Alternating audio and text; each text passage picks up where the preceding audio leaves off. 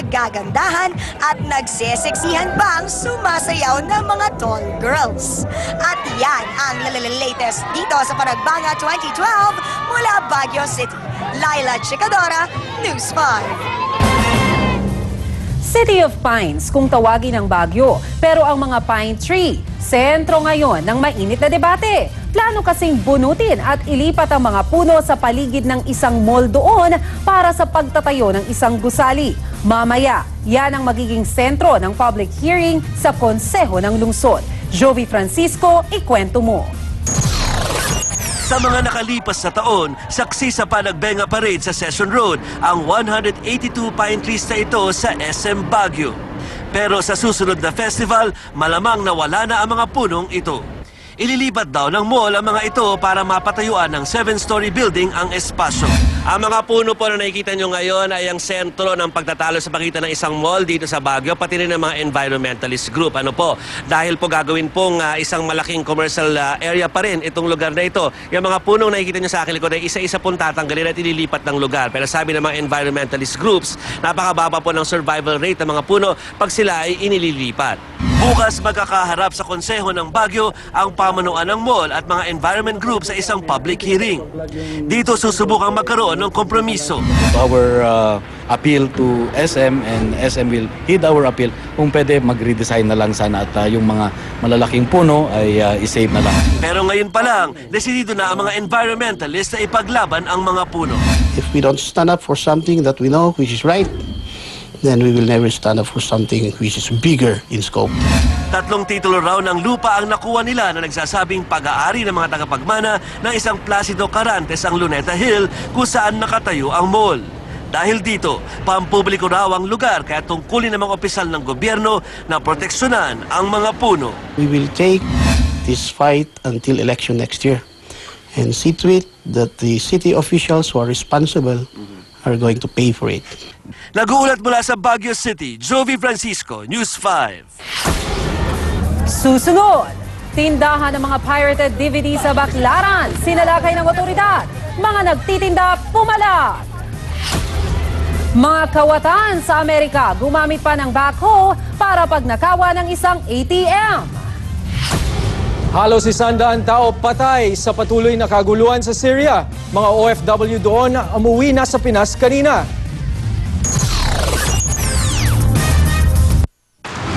De la Cruz Antonio Jr. Present! De la Cruz Maria. Present! De la Cruz Antonio. Present, Han. Good morning, Han. Present sa trabaho, present sa school araw-araw. Sa tulong ng Bear Brand Powdered Milk Drink. May dagdag tibay resistensya nutrients ng vitamin C at iron and zinc. Pangbuong pamilya, araw-araw. Happy Present De la Cruz. Laging present, never absent. Bear Brand Powdered Milk Drink. Tibay araw-araw. Nestle. Good food, good life. Looking for a postpaid plan na may guaranteed only texts and calls? Use Smart Only Postpaid. My lowest only rates from Smart. No hassles, no limits. Galing, no?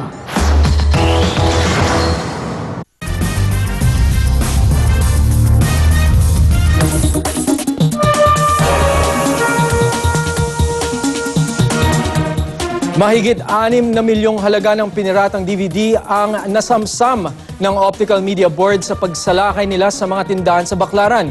Pero ang operasyon napuno ng tensyon. Patricia Mangune, ikwento mo. Pinagmumura at pinagtutulak ng mga gigil na tindero at tindera sa Baclaran ang mga tauhan ng Optical Media Board. Sa pilitan kasing kinuha ng mga taga-OMB ang mga itinitinda nilang pirated DVD. Pero walang nagawa ang pag-alma ng mga vendor. Sako-sakong pirated DVD ang nasamsam ng OMB na tinatayang aabot sa 6.3 million pesos ang halaga. Dapat kriminal ang inuhuli nila, hindi yung namumuhay ng marangal. Yun ang inuhuli nila. Maximum tolerance, pero sometimes kasi pag may media nag-overreact yung mga tao. So on our part, may mga pagkakataon na minsan hindi natin makontrol. Isang mall din sa Baclaran ang pinasok ng mga otoridad. Pero mga bakanting pwesto na ang inabutan nila. Mabilis daw na itago ng mga may-ari ang mga panindang piniratang DVD. Magkakakilala yung mga yan. So kung magkaroon ng operation po dito sa halimbawa sa Baclaran, pwede po nila ipagbigay alam na sa mga kasama nila dito sa Coastal na nagkaroon po ng operation. Ipagpapatuloy pa raw ng mga otoridad ang pagtugis sa mga iligal na nagbebenta ng pirated DVD hanggat hindi ito tuluyang nahihinto. Mag-iba na po yung kanilang hanap buhay at sila rin po naman ang mapipirwisyo dahil kung pwede po sila araw-arawin na hulihin. Patricia Mangune, News 5.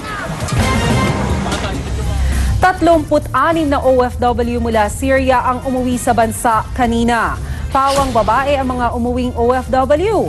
Halos 1 oras silang tumagal sa immigration dahil marami sa kanila ang undocumented.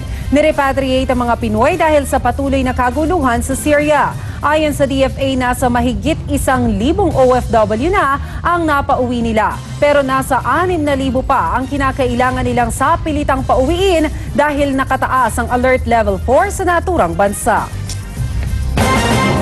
Sa isang brutal fight, idinaan ng mga miyembro ng PDP laban ang ika-30 anibersaryo ng kanilang partido.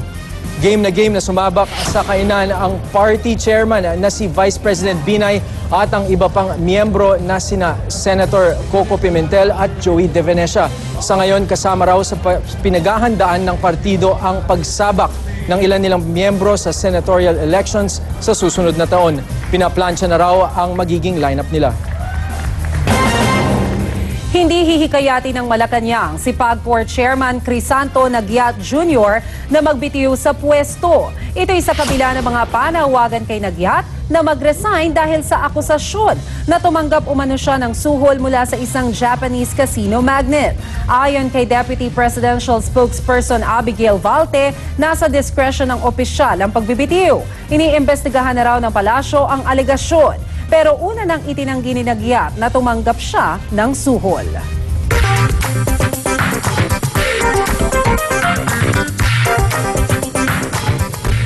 Mahigit 70 patay sa kaguluhan sa Syria.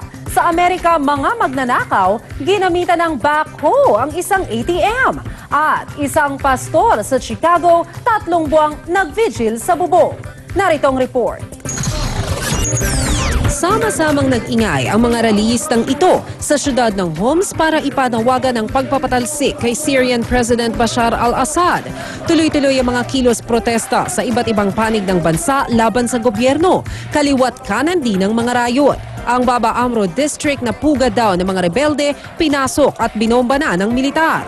Ayon sa Syrian Observatory for Human Rights, pumalo na sa 74 ang namatay sa gulo sa Syria. Huling-huli sa kamera ang aktwal na pagnanakaw sa isang ATM sa Kentucky. Gamit ang backhoe, sinira ng magnanakaw ang machine hanggang sa makuha niya ang di matukoy na halaga ng mga pera. Tinutugis na ng mga otoridad ang suspect. Naramdaman sa malaking bahagi ng Kaohsiung City sa Taiwan ang magnitude 5.7 na lindol. Bukod sa Taiwan, niyanig din ng magnitude 6.8 na lindol ang southwestern Siberia. Ang Tarapacá, Chile naman, nakaranas ng magnitude 5.4 na pagyanig. Magnitude 5.2 earthquake naman ang tumama sa katimugan ng Fiji Islands. 74 na araw nag-vigil ang pastor na ito sa bubong ng isang motel sa Chicago. Bumaba lang ang pastor matapos makalikom ng $450,000. Gagamitin daw niya ang pera para mabili at ma-demolish ang motel. Naging pugad na raw kasi ito ng prostitusyon at drugs. Maricel Halili, News 5. Susunod, asong nagkakalaga raw ng 300 milyong piso bumida sa isang dog show.